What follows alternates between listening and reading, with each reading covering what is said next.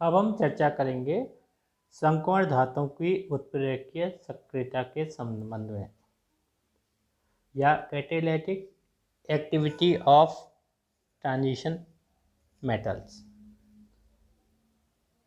अर्थात संक्रमण धातु एक अच्छे उत्प्रेरक के रूप में काम आते हैं। ये अच्छे उत्प्रेरक होते हैं।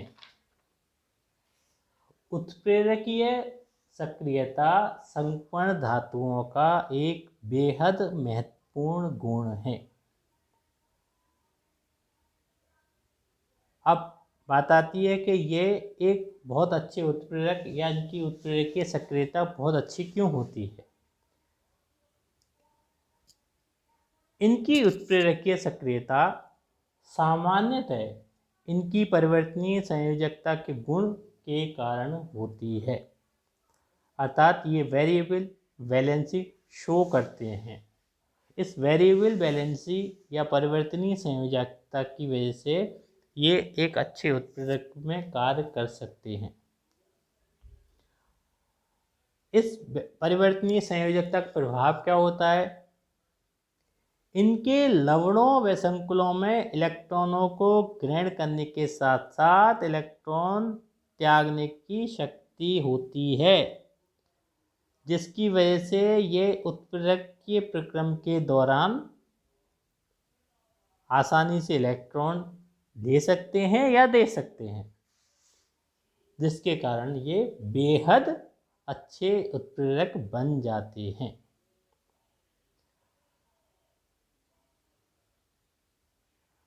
अधिकांश उत्प्रेरक संक्रमण धातु या मिश्र धातु ही होते हैं। जो कैटेलिस्ट होते हैं उनमें से अधिकांश या तो ट्रांजिशन मेटल्स होते हैं या आपके मिश्र धातु अर्थात इन संक्रमण धातुओं के साथ बने हुए मिश्रण होते हैं। संक्रमण धातुओं की प्रथम श्रेणी के कई तत्वों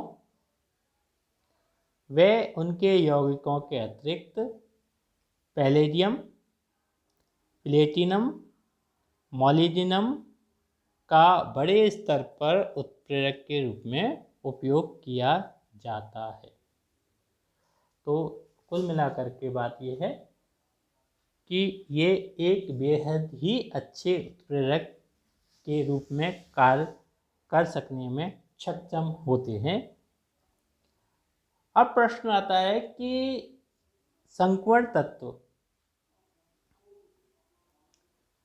अच्छे उत्प्रेरक या बेहद अच्छे उत्प्रेरक के रूप में कार्य कैसे कर सकते हैं। सबसे पहला बात आती है कि संक्रमण तत्वों में जो बैलेंस शेल होती है या संयोजकता कक्ष होता है वह रिक्त होता है। अब संयोजकता कक्ष या वैलेंस शेल रिक्त होने का परिणाम क्या होता है कि जो आउटर सरफेस है, जो बाह्य सरफेस है, वो अत्यधिक सतह क्षेत्र सरफेस एरिया क्रिया कारकों के लिए उपलब्ध रहता है, अर्थात वो क्रिया कारकों के लिए आसानी से उपलब्ध रहता है क्योंकि इनमें संयोजकता कक्ष रिक्त होता है।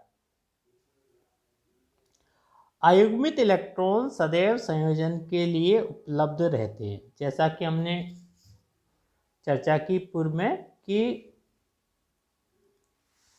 ज़्यादातर या अधिकांश डी ब्लॉक एलिमेंट्स में अयुग्मित इलेक्ट्रॉन होते हैं जो संयोजन के लिए उपलब्ध डी इलेक्ट्रॉन्स होते हैं। ये जो अयुग्मित इलेक्ट्रॉन होते हैं वो संयोजन के लिए उपलब्ध रहते हैं।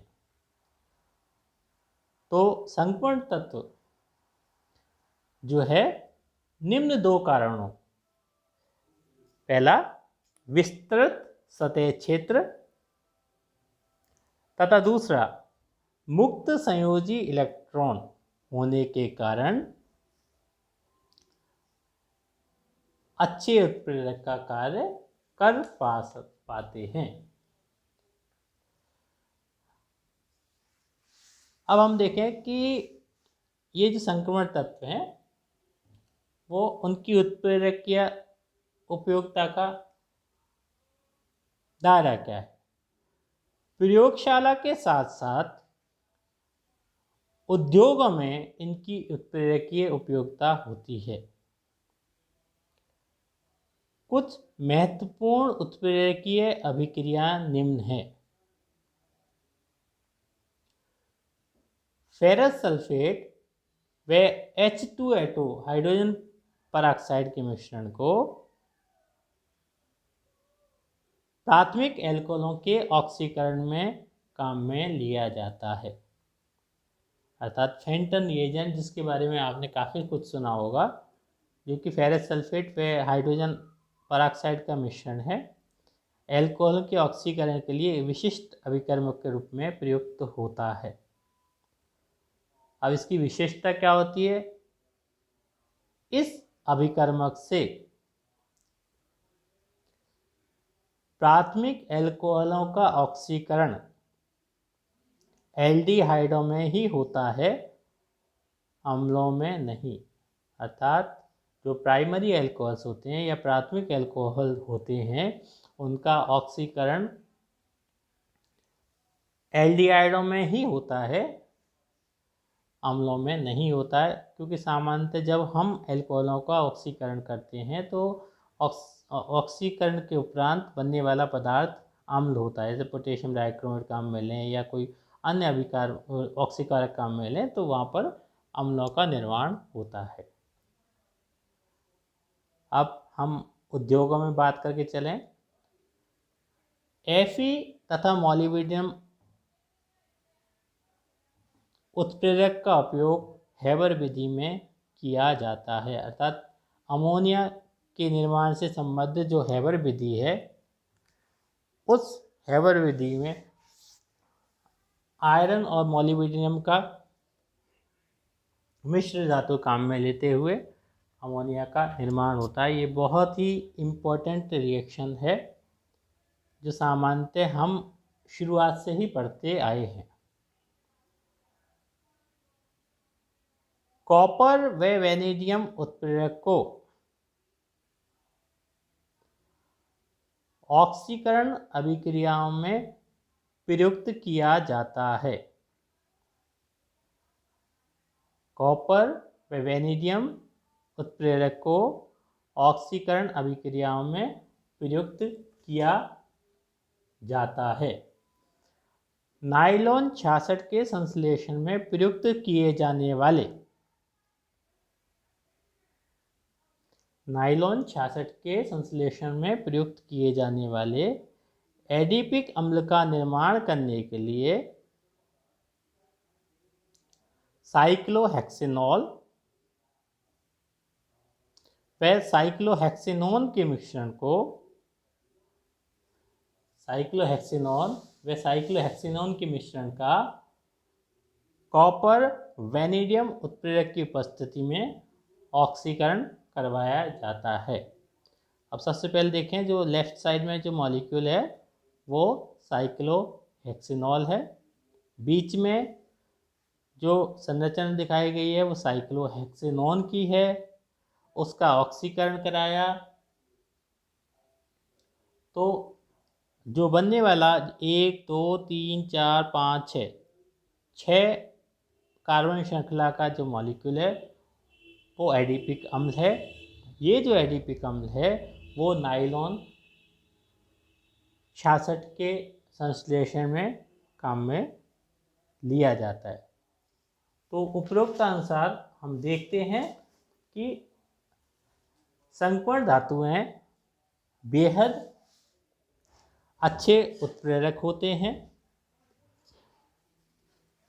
संकर्ण धातुओं की अच्छी उत्प्रेरकीय सक्रियता का जो मुख्य कारण है वो है इनकी परिवर्तनीय संयोजकताएं या वेरिएबल वैलेंसीज। इस परिवर्तनीय संयोजकता की वजह से ये आसानी से इलेक्ट्रॉन ले भी सकते हैं और त्याग भी सकते हैं। दूसरा, जो संकर्ण धातु है उस पर संयोजकता कक्ष जो है वो खाली या रिक्त होता है। जिसकी वजह से उत्प्रेरकीय सक्रियता दर्शाने के लिए इनको एक बेहद ही अच्छा सतह क्षेत्र उपलब्ध हो जाता है। साथ ही साथ इन संक्रमण धातुओं में संयोजन के लिए अयुग्मित इलेक्ट्रॉन सदैव उपलब्ध रहते हैं। तो ये संक्रमण धातुओं के उत्प्रेरकीय गुणों के पीछे मुख्य कारण हैं।